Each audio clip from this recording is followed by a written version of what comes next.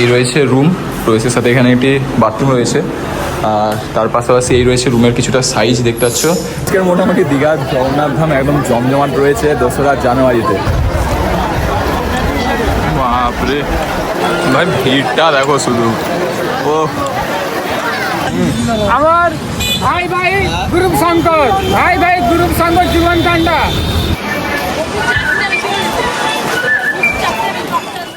Good morning, সুপ্রভাত।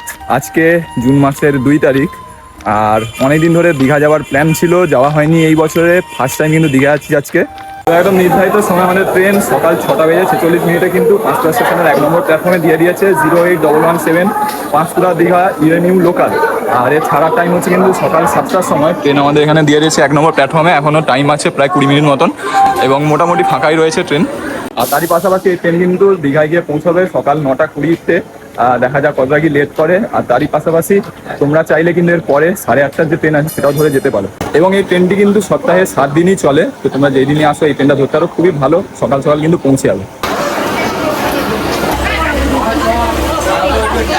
তো 7টা বেজে 6 মিনিট, আর আমাদের ট্রেন কিন্তু ছেড়ে দিল পাঁশকুড়া স্টেশনের 1 নম্বর প্ল্যাটফর্ম।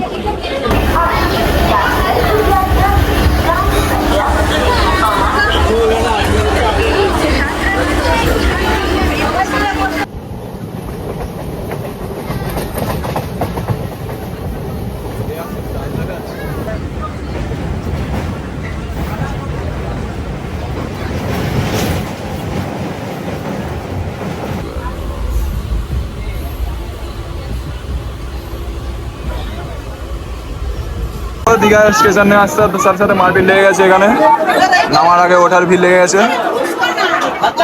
শুধু বলে বুঝলাম। অবশেষে চলে এসেছি দীঘাতে নির্দিষ্ট সময় থেকে মাত্র 18 মিনিট লেটে, মানে 18 মিনিট লেটে কিন্তু পৌঁছে গেছি। জুন মাসের আজকে 2 তারিখ, মানে মঙ্গলবারে কিন্তু এই পরিমাণ ভিড় থেকে জাস্ট অবাক হয়ে গেছি। এই এত গরম থেকে বাঁচার জন্য সবাই কিন্তু ছুটে আসছে দীঘাতে।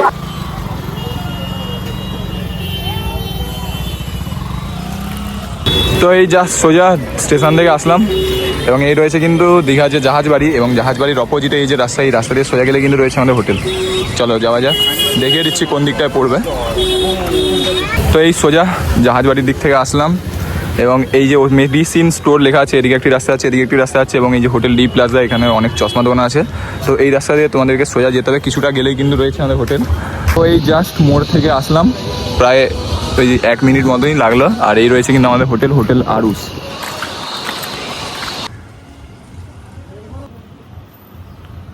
চলো তোমাদেরকে এই হোটেল আরুসির প্রথমে একটা রুম দেখিয়ে দিচ্ছি, 202 নম্বর। এই রয়েছে রুম রয়েছে, সাথে এখানে একটি বাথরুম রয়েছে, আর তার পাশাপাশি এই রয়েছে রুমের কিছুটা সাইজ দেখতে পাচ্ছ।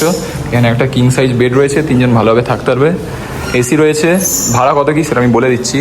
তার পাশাপাশি এখানে একটা ওয়ার্ড্রপ পাবে, টিভি রয়েছে, টেবিল চেয়ার রয়েছে, পাখা রয়েছে, এবং কাপড় ঝোলানোর জন্য এখানে হ্যাঙ্গার রয়েছে।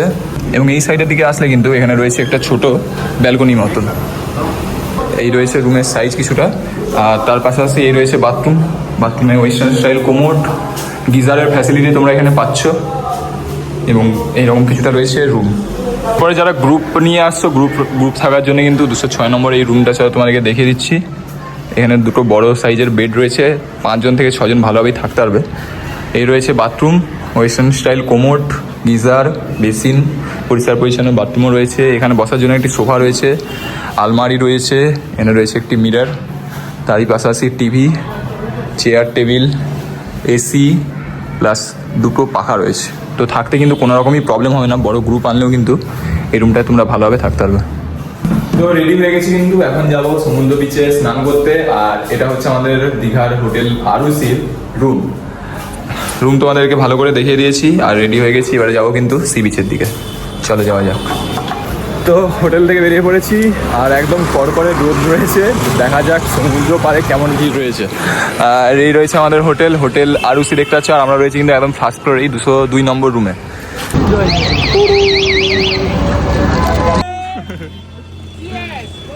20 টাকা করে জীবন ঠান্ডা নিলাম এখানে। হ্যাঁ, আমার ভাই ভাই গ্রুপ শঙ্কর, ভাই ভাই গ্রুপ শঙ্কর জীবন কান্ডা। দাদা বৌদি দিদি ভাই কাকিমা জেঠিমা জীবন।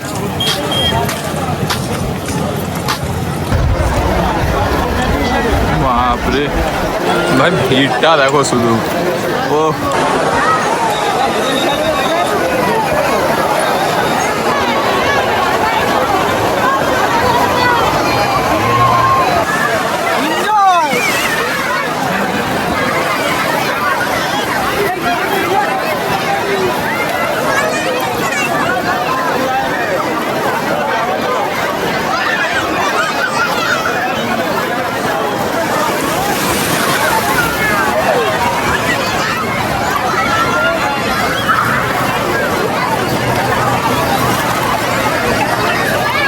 ওয়েলকাম টু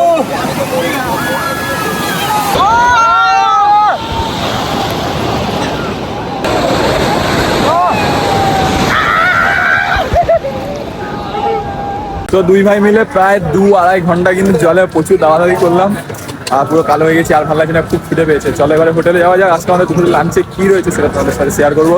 আর তোমরা যারা থাকা খাবার প্যাকেজ নিতে চাও, 600 টাকা কিন্তু পার হেড করছে থাকা খাবার প্যাকেজ নিয়ে।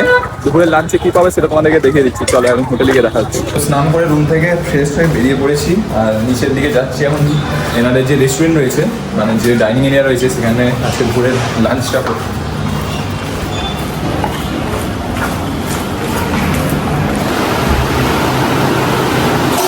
তো বসে পড়েছি দুপুরে লাঞ্চ করতে। আর যেহেতু এখানকার টাইম হচ্ছে দুপুর 1টা থেকে 3টের মধ্যে তোমাদেরকে খেয়ে নিতে হবে, তো আমরা প্রায় 3:30-এর কাছাকাছি গিয়েছিলাম। তো আমাদেরকে কিন্তু রুমে খাবার দিয়ে দিল। আর আজকে দুপুরের মেনুতে কি আছে তোমাদেরকে দেখিয়ে দিচ্ছি। কাতলা মাছের তরকারি রয়েছে, এখানে মাছের মাথা দিয়ে একটা মিক্স ভেজ মতন রয়েছে, স্যালাড, আলু ভাজা, পাঁপড় ভাজা, ডাল, আমের চাটনি এবং এক্সট্রা ভাতও দিয়ে গেছে। তো রুম থেকে প্রায় এখন 5টা মতন বাজে, বেরিয়ে যাচ্ছি একটু সি বিচের দিকে, কেমন সিচুয়েশন রয়েছে দেখাবো। আর তারপরে একটু সন্ধ্যা হলে যাব জগন্নাথ মন্দিরে, জগন্নাথ প্রভুর দর্শন করাবো। মোটামুটি শান্ত নিরিবিলি পরিবেশ, আর খুব সুন্দর ঠান্ডা হাওয়াও দিচ্ছে এখন।